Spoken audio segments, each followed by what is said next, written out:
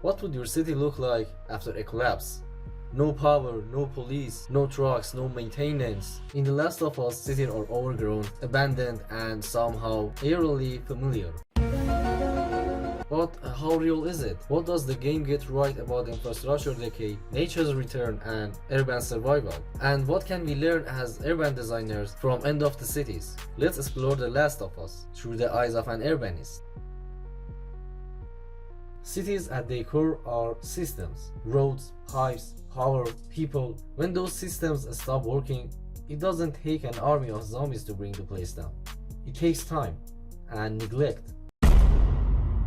In real life, cities collapse all the time. Think Detroit after industrial decline. Think Pripyat after Chernobyl. Or even sections of New Orleans post-Katrina. It's slow motion collapse, and The Last of Us shows that beautifully. Let's talk design. Most post-apocalyptic fiction exaggerates destruction, explosions, craters, burned out shells, but The Last of Us shows a different kind of decay.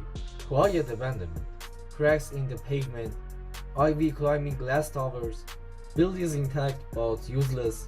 This is what makes it believable. Cities don't die overnight, they erode. Power goes first, then water treatment, then logistics. You lose trucks, fuel, food supply chains, sewers clog, elevators stop, basements flood. In The Last of Us, cities become vertical traps, dangerous without power, dark without windows, and completely unwalkable. Planners call this infrastructure fragility. One system fails, and everything else unravels. The image of vines and deer in downtown Boston is striking, and in some cases true. Abandoned malls have grown trees, parts of Chernobyl are now forests. Even Detroit has areas of spontaneous rewilding. But nature doesn't take over everything. Asphalt doesn't decompose easily. Trees break concrete, but slowly. And most cities will flood before they green. The Last of Us exaggerates a bit for the effect, but not too much. Cities thrive on public life. Sidewalks, cafes, markets, parks. When those vanish, you see what cities really are without people. Long blocks become barriers, plazas become echo chambers, streets become threats.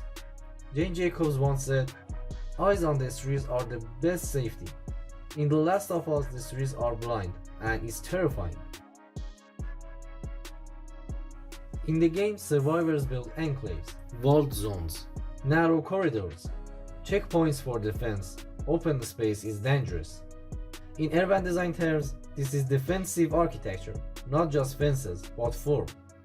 These are tactical spaces, line of sight, proximity to water, limited entry points, real-world equivalents, refugee camps, fortified settlements, even medieval towns.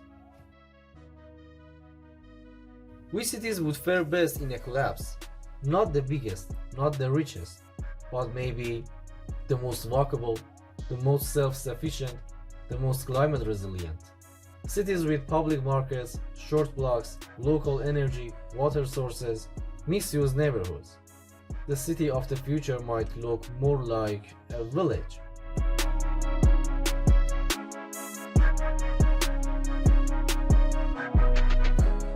So what does The Last of Us teaches us? Cities are fragile, but not because of their buildings. They're fragile because of systems. The more centralized a system, the more vulnerable it is. We don't need to prepare for a zombie outbreak.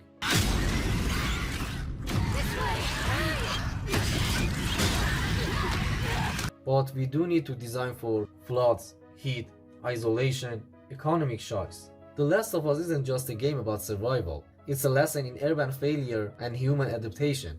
If cities are humanity's greatest invention, then collapse is their final test. Let's make sure our cities don't just survive the end. Let's make them worth surviving for. Subscribe to UrbanDecode, where game worlds meets real cities.